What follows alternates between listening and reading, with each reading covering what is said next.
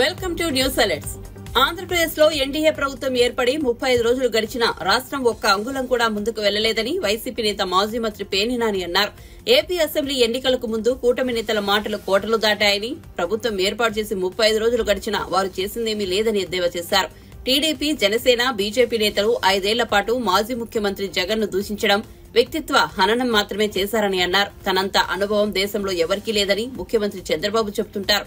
మరి ఆ అనుభవంతో ఎంత సంపద సృష్టించారో చెప్పాలని ప్రశ్నించారు. 35 రోజులకు అన్ని అయిపోతాయని అనలేం, కానీ వారు పెన్షన్లు పంచడం తప్ప మరొకటి చేయలేదని ఆరోపించారు. చెప్పేటువంటి నారా చంద్రబాబు నాయుడు గారు బడ్జెట్ కూడా ప్రవేశపెట్టలేనటువంటి దుస్థితి.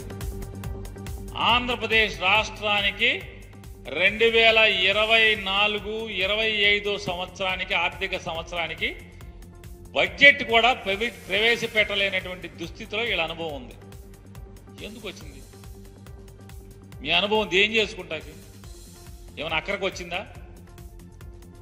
బడ్జెట్ ప్రవేశపెట్టలేని పరిస్థితి కదా మీది. 2019లో మే 30వ తారీఖున జగన్మోహన్ రెడ్డి గారు ఒక్కడే ప్రమాణ స్వీకారం చేసి, జూన్ 8వ తారీఖున జగన్మోహన్ రెడ్డి గారి ప్రభుత్వం మంత్రులందరూ కూడా ప్రమాణ స్వీకారం చేసి, అంటే జూన్ 8వ తారీఖున జగన్మోహన్ రెడ్డి గారు మంత్రివర్గ ప్రమాణ స్వీకారం చేస్తే, మే 30న జగన్మోహన్ రెడ్డి గారు ముఖ్యమంత్రి గారు ప్రమాణ స్వీకారం చేస్తే, జూలై 12వ తారీఖున అసెంబ్లీలో బడ్జెట్ ప్రవేశపెట్టాడు కదా. జగన్మోహన్ రెడ్డి గారికి ఏం అనుభవం లేదు కదా. అనుభవం లేకపోయినా ప్రవేశపెట్టారు. ఆ రోజు ఇవాళ ఎన్నికల ముందేమో డబ్బులు ఎక్కడి నుంచి వస్తాయి, జగన్మోహన్ రెడ్డి గారి కన్నా ఎక్కువ హామీలు ఇస్తున్నారు కదా, ఆయన ఉన్నప్పుడేమో శ్రీలంక అయిపోద్దని చెప్పారు కదా, ఈ హామీలు ఎక్కడి నుంచి వస్తాయంటే సంపద సృష్టిస్తాం, సంపద సృష్టించి ఆ సంపద ద్వారా మేము జనాలకి మేము ఇచ్చిన హామీలు నెరవేరుస్తామని చెప్పినటువంటి వాళ్ళు ఇవాళ రోజు మంత్రులకి, ఆయన క్యాబినెట్లో కూడా ఇవాళ చెప్తున్నా అంట, అందరికీ చెప్పండి ప్రజలకి డబ్బులు లేవు, ఖజానాలో డబ్బులు లేవు అని చెప్పని. ఇది కూడా మోసమే.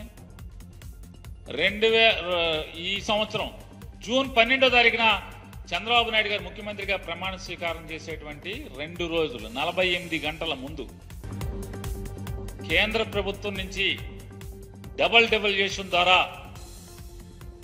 5,600 కోట్ల చిల్లర రూపాయల డబ్బులు ఆంధ్రప్రదేశ్ రాష్ట్ర ఖజానాలోకి వచ్చి పడిన మాట వాస్తవమా కాదా?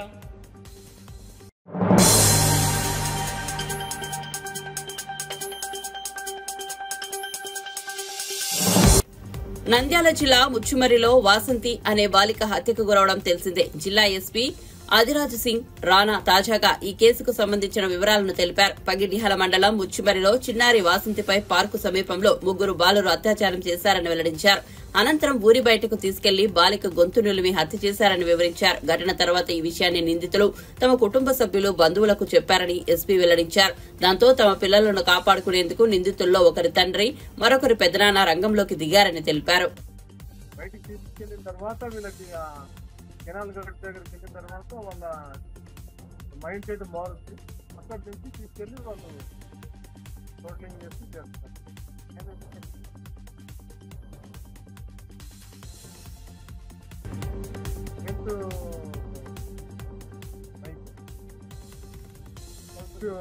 తర్వాత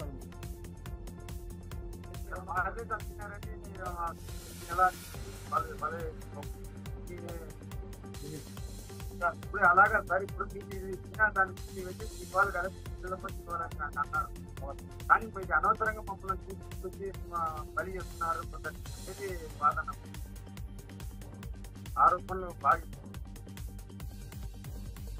ఎవరైతే దాంట్లో ఇన్వాల్వ్ అయినారో వాళ్ళు చెప్పిన సమాచారం మేరకు సాక్ష్యాలన్నీ కూడా సేకరించిన తర్వాత, నిరూపణ చేసుకున్న తర్వాతనే ఈ చర్యలన్నీ కూడా తీసుకోవడం జరిగింది.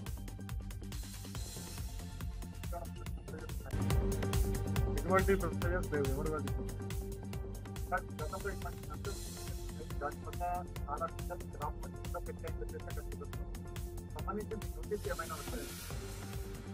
ఇప్పటి వరకు ఎవరు కూడా డ్రాప్ అవుట్స్ ఉన్నారన్న విషయం తీసుకురాలేదు. ఈ ఓల్డ్ బ్యాక్గ్రౌండ్ తీస్తే ఆ గ్రామంలో క్రిటికల్ ఇది ఉంది తప్ప పిల్లలు డ్రాప్ అవుట్ అనే ఇది ఎక్కడ కూడా రాలేదు.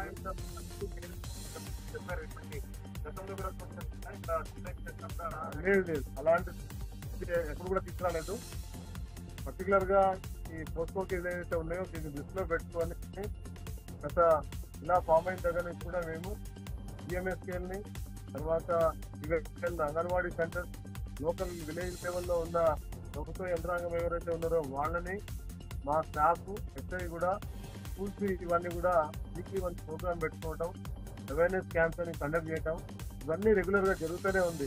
కానీ ఏంటంటే ఒక మా వైపు నుంచి అప్పీల్ ఏంటంటే ఎక్కువ అంటే అవుట్ ఆఫ్ మేము రీసెర్చ్ చేసిన దాంట్లో ఇలాంటి సంఘటనలు ఎక్కువ ఎక్కడ జరుగుతున్నాయంటే తల్లిదండ్రులు వేరే ఐదర్ లేబర్ కానీ ఇంకో పనిలో కానీ ఎంగేజ్ అయి ఉంటారు. పిల్లల్ని చూసి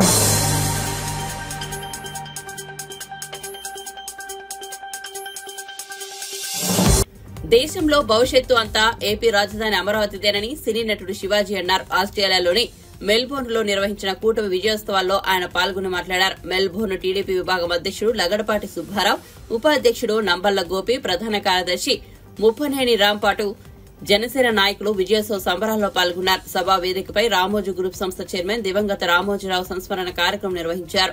రామోజీరావు చిత్రపటానికి నివాళులర్పించారు. రామోజీ ప్రస్థానాన్ని, విజయాలను గుర్తు చేసుకుంటూ రూపొందించిన లఘు చిత్రాన్ని ప్రదర్శించారు. గ్రీన్ఫీల్డ్ క్యాపిటల్ ప్రపంచంలో ఎక్కడా లేదండి, ఇంక్లూడింగ్ మీకు యూరోపియన్ కంట్రీస్ లో కానీ వెస్టర్న్ కంట్రీస్ లో కానీ సౌత్ ఈస్ట్ ఏషియాలో కానీ అటువంటి గ్రీన్ఫీల్డ్ క్యాపిటల్ రాదు రాదు రాదు. 50,000 ఎకరాల్లో అటువంటి సిటీ నిర్మాణం భవిష్యత్తులో జరగదు. ఎందుకంటే భూమి ఇదే, భూమి పెరగదు. దాంట్లో ఒక నది పక్కన ఇన్ని వేల ఎకరాలు, చుట్టుపక్కల అన్ని కూడా ఎయిర్పోర్ట్లు, సీపోర్ట్స్, ఒక 1000 కిలోమీటర్ల లోపు 900 నుంచి 1000 కిలోమీటర్ల పరిధిలో కోస్టు, ఇంత మంచి వనరు ఏ రాష్ట్రానికి భారతదేశంలో లేదు. చాలా భవిష్యత్తు బంగారంలో ఉండబోతుంది. దీనికి ప్రజల సపోర్ట్ కావాలి. ఆ సపోర్ట్ కూటమికి కావాలి. మన సంబరాల్ని ఒక హెచ్చరికలాగా భావించుకుంటూ ముందుకు పోదామని విజ్ఞప్తి చేయడానికి నేను ఈ రోజున మెల్బోర్న్ వచ్చానండి. వాళ్ళు చేసినటువంటి విధ్వంసం ఉలిక్కి పడేలా చేసింది. సో దాన్ని ఎప్పుడు మైండ్లో పెట్టుకొని ప్రతి ఒక్కళ్ళు కూడా ఆంధ్రప్రదేశ్కి మీ వంతు సహకారం అందించండి. మీ నుంచి చాలా కోరుకుంటుంది.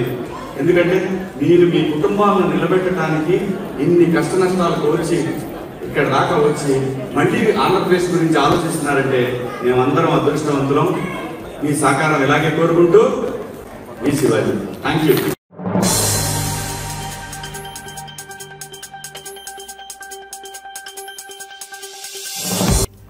విద్యుత్ కొనుగోళ్ల విషయంలో అక్రమాలు జరిగాయని, కానీ బీఆర్ఎస్ అధినేత కేసీఆర్ న్యాయ విచారణ ఎదుర్కోకుండా అడ్డుకునే ప్రయత్నాలు చేస్తున్నారని కాంగ్రెస్ పార్టీ సీనియర్ నేత మధు యాష్కి అన్నారు. మంగళవారం ఆయన గాంధీభవన్ లో మీడియా సమావేశంలో మాట్లాడుతూ విద్యుత్ కొనుగోళ్ల విషయంలో రాష్ట ప్రభుత్వం న్యాయ విచారణను చేపడుతోందన్నారు. విద్యుత్ ఒప్పందాలపై సుప్రీంకోర్టు విచారణ వ్యవస్థను రద్దు చేయలేదని, విచారణ చేసే జడ్జిని మాత్రమే మార్చమని సుప్రీంకోర్టు ఆదేశాలు ఇచ్చిందని పేర్కొన్నారు. టెక్నికల్ గ్రౌండ్స్ పైనే మార్చాలని న్యాయస్థానం చెప్పినట్లు తెలిపారు. అసలు పక్క రాష్ట్రం నుంచి విద్యుత్తును ఎలా కొనుగోలు చేస్తారని ప్రశ్నించారు. విద్యుత్ ప్లాంట్ల నిర్మాణంలో విద్యుత్ కొనుగోలులో భారీ అవినీతి జరిగిందన్నారు. అక్రమంగా దోచుకున్న సొమ్మును కక్కిస్తామన్నారు. తెలంగాణ ప్రజలు బట్టగట్టలే, సన్న బియ్యం తినలే, నల్ల నీళ్లు తాగలే, అంతా మీరే తీసుకొచ్చి పెట్టినట్టు, రైల్వే స్టేషన్, ఎయిర్పోర్ట్ కట్టించినట్టు, ఓఆర్ఆర్ కట్టించినట్టు, హైదరాబాద్ నిర్మాణం కూడా మీరే చేసినట్టుగా బిల్డప్ అని తెచ్చుకొని ప్రైవేట్ రంగంలో విద్యుత్ కొనుగోలు టెండర్ లేకుండా కొని వేలాది కోట్లు దోపిడీ చేసిన కల్వకుంట్ల కుటుంబం ఇవాళ మేము నియమించింది, రేవంత్ రెడ్డి గారు ప్రభుత్వం నియమించింది ఎంక్వైరీ కమిషన్, జ్యుడిషియల్ కమిషన్. ఒక జడ్జి తోటి, న్యాయమూర్తితోటి విచారణ ఏర్పరిచినందుకు ఎందుకు మీకు భయం వేస్తూ ఉంది? తప్పే చేయనప్పుడు ఎందుకు భయం వేస్తుంది మీకు? ఇప్పటికన్నా తెలంగాణ ప్రజల దోచుకున్న మీరు సొమ్ముని తెలంగాణ బిడ్డల ప్రాణ త్యాగాలతోటి ఒక తల్లిగా సోనియా గాంధీ గారు రాష్ట్ర విభజనకు ఆదేశించి రాజకీయ నష్టం జరుగుతూ ఉన్న రాష్ట్ర ప్రజల యొక్క అభివృద్ధియే లక్ష్యంగా తెలంగాణ రాష్ట్ర ఏర్పాటు చేసి మిగులు నిధులతోటి మీ చేతులు పెడితే 7 లక్షల కోట్ల అప్పులు చేసి, అప్పు చేస్తే తప్పేంటి అభివృద్ధి కొరకని మాట్లాడుతూ ఉన్నారు. అప్పులు చేసి మీరు తెలంగాణ బిడ్డల ఖర్చు మీద ఖర్చు పెట్టలే, తెలంగాణ బిడ్డల భవిష్యత్తు ఖర్చు పెట్టలే. అభివృద్ధి పేరు పైన, రీడిజైన్ పేరు పైన కాళేశ్వరం కానీ మిగతా ప్రాజెక్టుల రీడిజైన్ పేరుతోటి వేలాది కోట్లు మీరు గడించినారు. మీ రైతు రుణమాఫీ కానీ లేక రైతు బంధు స్కీమ్లలో కూడా దోచుకున్నారు మీరు. మల్లారెడ్డి లాంటి దుర్మార్గుడు కూడా వందల వేల కోట్లు నాస్తువాడు కూడా మీరు రుణమాఫీలు ఇచ్చినారు. అట్లాంటి ఎంతో మందికి దుర్వినియోగం చేస్తున్నారు. కాబట్టి కాంగ్రెస్ పార్టీ ఇవాళ డిమాండ్ చేసేది, మాజీ ముఖ్యమంత్రి కల్వకుంట్ల చంద్రశేఖరరావు, తెలంగాణ రాకముందు నీ ఆస్తి ఎంత, నీ కుటుంబ సభ్యుల ఆస్తి ఎంత, నీ కులస్తుల ఆస్తులు ఎంత, నీ 100 మాగుదులో ఉన్న నీ చుట్టూ ఉన్న వాళ్ళ ఆస్తులు ఎంత, నీ కొరకై నీ ఆదేశంతో పని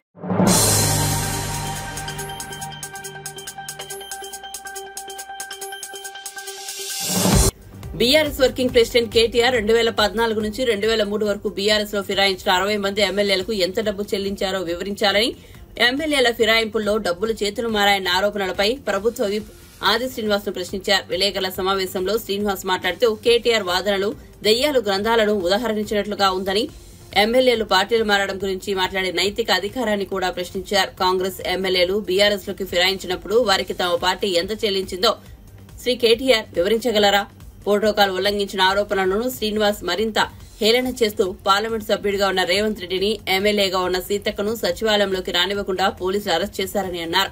ఎంపీలు, ఎమ్మెల్యేలను సచివాలయంలోకి వెళ్లేందుకు కూడా బీఆర్ఎస్ ప్రభుత్వం అనుమతించలేదని అన్నారు.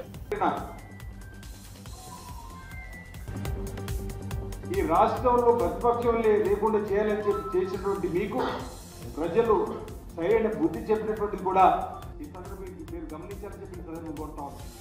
అసలు నైతిక విలువల గురించి మాట్లాడుతున్న మీరు కాంగ్రెస్ నుంచి గెలిచిన సత్యానంద రెడ్డి ఏ విధంగా మీ మంత్రివర్గం మంత్రి, నైతిక విలువల గురించి మాట్లాడుతూ మీరు తలసాని శ్రీనివాస్ యాదవ్ టీడీపీ నుంచి గెలిస్తే ఏ విధంగా మీరు మంత్రి చేశారు, దీన్ని కూడా ఈరోజు ప్రజలకు సమాధానం చెప్పాల్సినట్టు అవసరం ఉంది కేటీఆర్ గారు అన్నమాట. ఈ సందర్భంగా నేను అందరూ మీ ద్వారా ప్రజలకు తెలియజేస్తాను.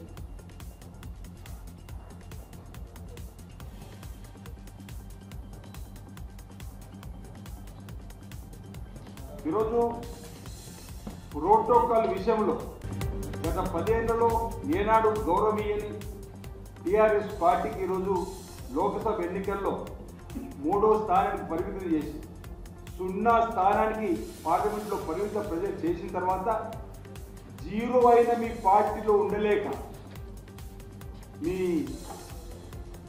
నాయకత్వ పటిమ లోపించిందని గమనించి మీరు మీ నాయకుడు మనోనిబ్బరం కోల్పోయి కనీసం ఓటమి పైన కూడా సమీక్ష జరుపుకోలేరండి.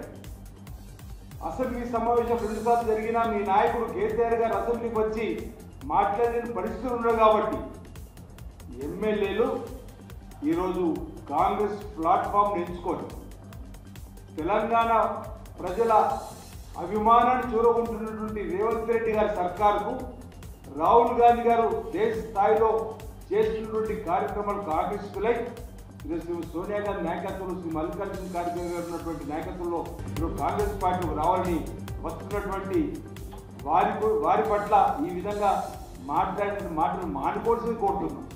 అసలు మీరు పోస్ట్ మార్టం చేసుకోండి. ఎందుకు ఈరోజు బీఆర్ఎస్ 3వ స్థానం పడిపోయింది, ఎందుకు మాతో ఉంటలేదు?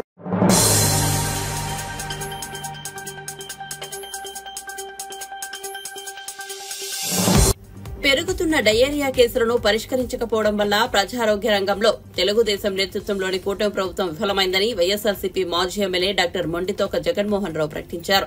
మంగళవారం వైఎస్సార్సీపీ పార్టీ కేంద్ర కార్యాలయంలో మీడియాతో మాట్లాడిన డాక్టర్ జగన్మోహన్ రావు రోజురోజుకు పెరుగుతున్న డయేరియా కేసులు అత్యంత కనీసావసరమైన రక్షణ మంచినీటిని కూడా అందుబాటులోని ప్రభుత్వ అసమర్థకు స్పష్టమైన నిదర్శనమని ఉద్ఘాటించారు.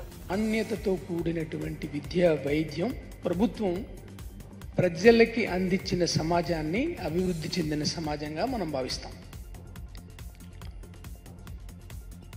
జగన్మోహన్ రెడ్డి గారి పరిపాలనలో విద్య పట్ల, వైద్యం పట్ల జగన్మోహన్ రెడ్డి గారి ప్రభుత్వం చేపట్టిన పనులు లేక సంస్కరణలు ఏ విధంగా కొనసాగాయో మనం అందరం చూసాం. ఎక్కడి నుంచి పునాది నుంచి పై వరకు అప్డేట్ చేశారు అన్నిటినీ కూడా, విద్య కావచ్చు, వైద్యం కావచ్చు. ఆ మాటకు వస్తే వ్యవసాయానికి సంబంధించి కావచ్చు, సాధారణ పరిపాలనకి సంబంధించి కావచ్చు, విప్లవాత్మకమైనటువంటి మార్పులు తీసుకొచ్చిన సంగతి మీ అందరికీ తెలుసు. సెక్రటరియట్స్ ఇవన్నీ కూడా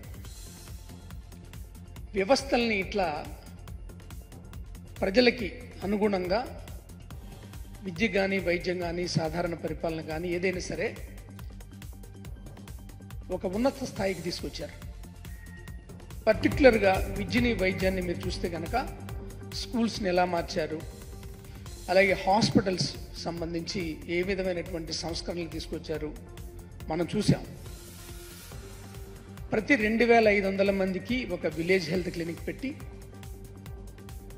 అక్కడ స్టాఫ్ని, మిడ్ లెవెల్ హెల్త్ ప్రొవైడర్ని రిక్రూట్ చేసుకొని ఆ 2500 మందికి సంబంధించినటువంటి ఆరోగ్యానికి సంబంధించి కేర్ టేకర్స్గా ఉంచిన సంగతి కూడా మనకు తెలుసు. ఇది గ్రామాల్లో 10,000 మంది అయితే దాదాపుగా అర్బన్ ఏరియాలో 500 అర్బన్ క్లినిక్లను కూడా స్టార్ట్ చేశారు. దీంతో పాటుగా పిహెచ్సిలను తీసుకుంటే కనుక కొత్తగా నిర్మించిన 150 పిహెచ్సిలతో పాటుగా ఉన్న పిహెచ్సిలన్నింటినీ అభివృద్ధి చేశాం. అలాగే ఏరియా హాస్పిటల్స్ కావచ్చు, మెడికల్ కాలేజెస్ కావచ్చు, నాడు నేడులు భాగంగా ఏ విధంగా అభివృద్ధి చెందియో ప్రజలందరికీ కళ్ళకు కట్టినట్టుగా ఇవాల్టికి కూడా కనబడతాయి. అలాగే మెడికల్ కాలేజెస్ని ఎలా స్టార్ట్ చేశారు, 5 మెడికల్ కాలేజీలు ఎలా స్టార్ట్ అయినాయి, స్టార్ట్ కావాల్సిన 5 మెడికల్ కాలేజ్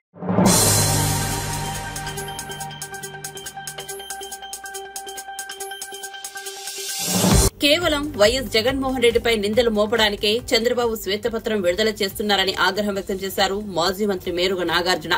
రాష్ట్రంలో కబ్జాలు చేసిన వాళ్లే మళ్లీ నీతులు చెబుతున్నారని విమర్శించారు. నిజంగా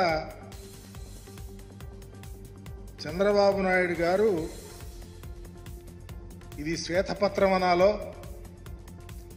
అబద్ధాల పత్రం అనాలో, నిందల పత్రం అనాలో, కేవలం వైఎస్ఆర్ కాంగ్రెస్ పార్టీని, మా అధ్యక్షుడు జగన్మోహన్ రెడ్డి గారిని నిందలు మోపటానికి, అనరాని మాటలు అనటానికి అవకాశంగా తీసుకొని ఈ తంతుని,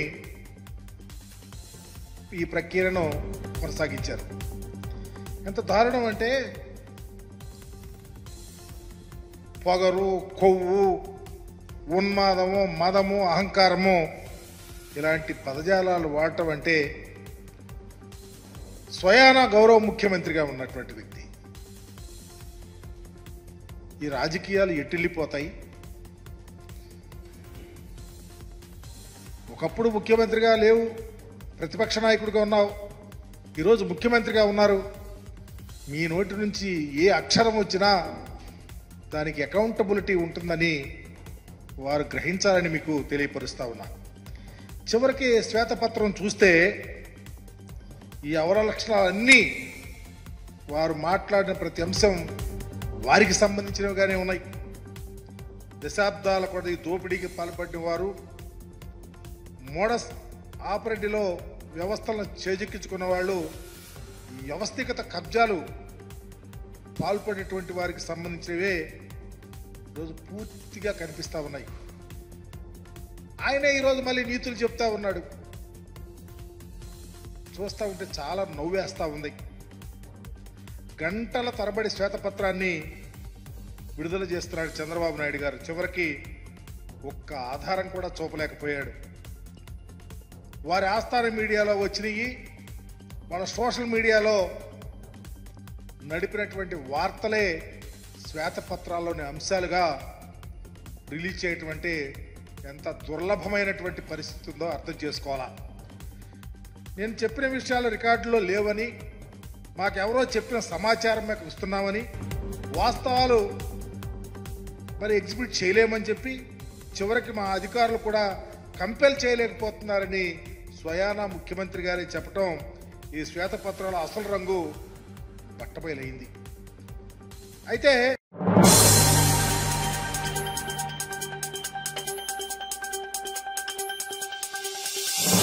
హైదరాబాద్ అల్వాలో జరిగింది గ్యాంగ్ రేప్ కాదని మేడ్చల్ డీసీపీ కోటిరెడ్డి అన్నారు. రేప్ చేసిన వ్యక్తి అతనికి సహకరించిన మరొకరిని అరెస్ట్ చేశామన్నారు. ఆటోలో ఉన్న వివాహితను డ్రైవర్ను బెదిరించి పలు ప్రాంతాల్లో తిప్పి నిర్మానుష్య ప్రాంతంలో అత్యాచారం చేశారు. బయటకెళ్తే అఘాయిత్యాలకు పాల్పడతారని భయం సృష్టించిన వీరికి ఇలాంటి ఆలోచనలు ఉన్న వారికి భయం కలిగించేలా కఠిన శిక్ష పడేలా చేస్తామని పేర్కొన్నారు. మనకి శుక్రవారం నైట్ ఒక వివాహిత మహిళ తన కుటుంబ సమస్యలతోటి అల్వాల్ పోలీస్ స్టేషన్ లో కంప్లైంట్ చేసి పోవటము, ఆమె రిటర్న్ లో నైట్ 10-10:30 టైంలో పోలీస్ స్టేషన్కి వస్తుంది. కంప్లైంట్ ఇచ్చి రిటర్న్ పోతున్నటువంటి టైంలో ఒక ఆటోని ఎంగేజ్ చేసుకొని ఆమె ఒక హోటల్ దగ్గర ఆకలి అవుతున్న ఉద్దేశంతో హోటల్ దగ్గర ఆగినప్పుడు Durga bar and restaurant Lothukunta దగ్గర ఉన్నటువంటి దుర్గా బార్ అండ్ రెస్టారెంట్ సమీపంలో ఆగినప్పుడు అక్కడ మాట వేసి ఆటో డ్రైవర్స్ రెగ్యులర్ గా అక్కడ మద్యం సేవించడానికి వెళ్తుంటారు. అదే టైంలో ఈ మహిళను చూసి వాళ్ళు ఆమెను ఏ విధంగా సరే లోపరుచుకోవాలనే ఉద్దేశంతో అక్కడ వాళ్ళు పథకం ప్రకారం వీళ్ళు ప్లాన్ చేసుకుంటారు. ఇందులో ముద్దాయిలు ఇద్దరు Rangapaka Sai Kiran alias Nani, auto driver Alwal. ఇతను మెయిన్ ముద్దాయి. ఇందులో ఇతను ఒక్కడే నేరంలో పాల్గొనడం జరిగింది. ఇతనికి మహమ్మద్ సలీం అనే వ్యక్తి సహకరిస్తాడు. అమ్మాయిని లోపరుచుకునేటువంటి క్రమంలో అక్కడ దుర్గా బార్ అండ్ రెస్టారెంట్ దగ్గర ఒక ½ గంట అమ్మాయిని ఎంగేజ్ చేసి మాట్లాడి ఆమెని సమన్వయం చేసి నచ్చ చెప్పి ఇద్దరిని కూడా ఆటోలో ఎక్కడం జరుగుతుంది. ఆటోలో ఎక్కిన తర్వాత ఇక మొత్తం అందులో అప్పటికే అతను మద్యం సేవించి కొంత బాటిల్స్ కూడా బీర్ బాటిల్ ఇవన్నీ కూడా పెట్టుకొని ఆ డ్రైవర్ని కూడా బెదిరించడం జరుగుతుంది. డ్రైవర్ బెదిరించి నేను మన కడకలా తీసుకెళ్లాలని చెప్పేసి దాదాపు ఒక 1 అవర్ ఎక్కడ ఐసోలేటెడ్ ప్లేస్ దొరుకుతుందని చెప్పేసి అప్పటి వరకు ఆటోలో తిప్పడం జరిగింది. ఆ ప్రాసెస్ లో వాళ్ళు సుచిత్ర, సికింద్రాబాద్, లోతుకుంట ఈ ప్రాంతాలన్నీ కూడా తిరిగిన తర్వాత మన ఏరియాలో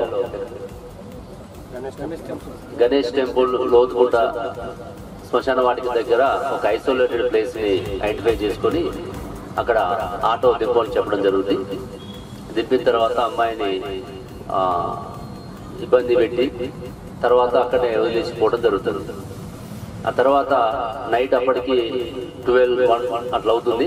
ఆ టైంలో అమ్మాయి రోడ్డు మీదకి వచ్చి డైల్ 100కి ఫోన్ చేయడం, అది బొల్లారం PS ఏరియా బోర్డర్ కావడం వల్ల వాళ్ళు అక్కడ రీచ్ కావడము, ఆ రోజు వాళ్ళు అక్కడ 0 FIR కట్టడము, తర్వాత మనకి ట్రాన్స్ఫర్ చేయడం జరిగింది. ట్రాన్స్ఫర్ చేసిన తర్వాత అంటే శనివారం రోజు మనకి FIR ట్రాన్స్ఫర్ వచ్చింది.